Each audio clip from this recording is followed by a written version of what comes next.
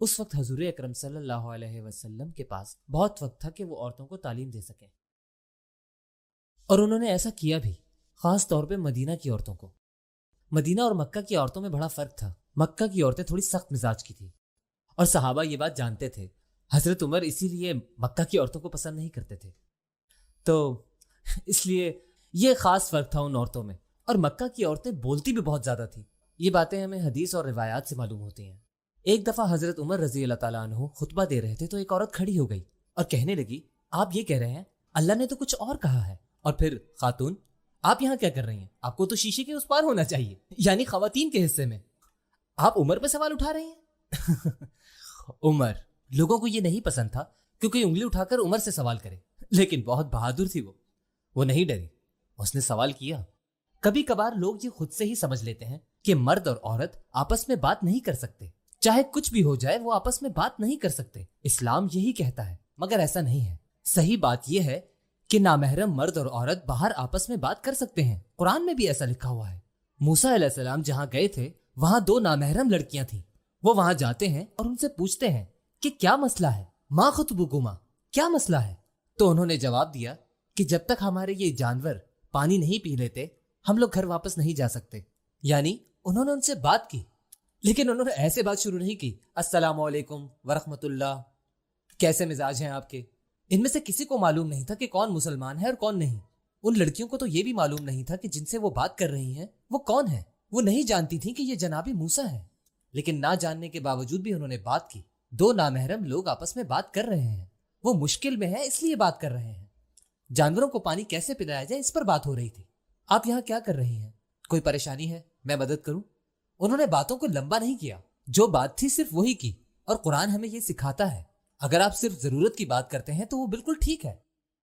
آپ جہاں کام کرتے ہیں وہاں خواتین بھی ہوں گی، اگر آپ ٹیچر ہیں تو وہاں لڑکیاں ہوں گی، اور اگر وہ آپ سے سوال کریں گی تو آپ کو ان کا جواب دینا ہوگا۔ ان لڑکیوں کا بھی اتنا ہی حق ہے سوال کرنے کا جتنا لڑکوں کا ہے۔ آپ کو ان کو پڑھانا ہے اور سب کے ساتھ انصاف کرنا ہے۔ آپ ایسا نہیں کر سکتے کہ ان کو پیچھے والی سیٹ پر بھیج دیں اور ان پر توجہ ہی نہ دیں۔ اگر میں ایک ٹیچر ہونے کے ناطے ایسا کروں تو یہ ناانصافی ہوگی، ایسا نہیں ہونا چاہیے۔ کچھ عالم اس کی اجازت نہیں دیتے لیکن کچھ اس کی اجازت دیتے بھی ہیں۔ اہل سنت کے کافی علماء کرام اور اسکالر اس چیز کی اجازت دیتے ہیں۔ وہ یہ کہتے ہیں کہ اگر مرد ان سب باتوں کی پابندی کرتا ہے کہ بات صرف ضرورت کے تحت تک کی جائے، کم بات کی جائے، یعنی اگر آپ کسی محفل میں بیٹھ کے لطیفہ سنا دیں اور وہاں بہنیں بھی بیٹھی ہو تو یہ اچھی بات نہیں ہوگی، یہ بہت بری بات ہے۔ تو کسی اجنبی سے کتنی بات کرنی ہے، اس سے کتنا بے تکلف ہونا ہے، اس کے درمیان آپ کو ایک لائن کھینچنی ہوگی۔ جب آپ کسی نامحرم سے بات کریں تو بہت ہی سنجیدگی کے ساتھ، کوئی ایسی چیز نہ ہو جو عجیب سی معلوم ہو۔ یعنی اگر آپ کو کسی نامحرم آدمی سے کام ہے تو آپ اس کے پاس جا کر ایسے بات نہ کریں، ہیلو کیسے ہیں آپ، کیا حال ہے؟ نہیں، اس سے سیدھا سوال کریں، آپ نے یہ کہا ہے کیوں؟ مطلب ایسا ہی کرنا چاہیے۔ کسی بھی نامحرم سے اگر بات کرنی ہے تو فضول میں اس کے سامنے مت ہنسیں اور نہ ہی مسکرائیں، او مائی گاڈ آپ کتنے اچھے ہیں، آپ نے میرے لیے اتنا کچھ کیا۔ نہیں، جو بات ہے صرف وہ کہیں اور فضول باتوں سے گریز کریں۔ اگر آپ کو ایسے بات کرنی ہے تو اپنے بابا سے کریں، جزاکم اللہ خیر بابا، آپ بہت اچھے ہیں، آپ بہت خیال رکھتے ہیں ہمارا۔ آپ جب بھی کسی نامحرم سے بات کریں، چاہے وہ ٹیچر ہو، مسجد کا امام ہو یا پھر کوئی آفس میں کام کرنے والا، سب سے سنجیدگی سے بات کریں۔ اگر عورت سنجیدہ ہو کے بات کرے گی تو مرد خود بخود سنجیدہ ہو جائے گا۔ اگر کوئی لڑکی چلتی ہوئی آ رہی ہے اور وہ اگر آپ سے آ کے کہے السلام علیکم،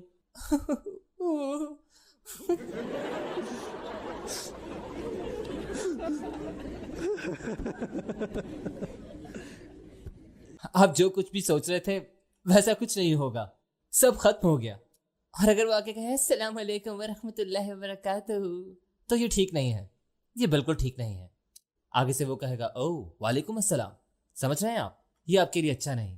تو اس لیے آپ نے اپنی آواز کو بالکل سیدھا رکھنا ہے، لہرا کے بات بالکل نہیں کرنی، اور اس کے سارے رول سورہ نور میں پہلے سے ہی لکھے ہوئے ہیں، سب اصول بتائے گئے ہیں۔ آپ کی آواز سیدھی ہونی چاہیے، آپ کی آنکھیں نیچی ہوں، لیکن اس کا یہ مطلب بھی نہیں ہے کہ آپ کی آنکھیں کسی اور طرف دیکھ رہی ہوں، یعنی وہ آپ کے سامنے ہے اور آپ آسمان کی طرف دیکھ کر اس سے پوچھیں کہ بھائی میرے پاس ایک سوال ہے۔ اس کا مطلب صرف یہ ہے کہ اسے گھورے نہیں۔ لڑکا پوچھے جی پوچھئے بہن، نہیں، ایسا نہیں کرنا ہے، ایسا بالکل نہیں کرنا ہے۔ یغض من ابصارہم، یغضن من ابصارہم، یہ عام سی بات ہے۔ ان سب باتوں کا ایک ہی مطلب ہے کہ آنکھیں نیچے رکھیں، گھورے نہیں ایک دوسرے کو۔ ہاں کسی بات کے لیے ایک دوسرے کو دیکھنا پڑ جائے تو کوئی بات نہیں، مگر اس سے زیادہ نہیں۔ تو یہ سارے اصول ہیں، یہ سب باتیں ہیں، ان کو دھیان رکھنا ہوگا کہ باہر جا کر نامحرم کس طرح ایک دوسرے سے بات کریں۔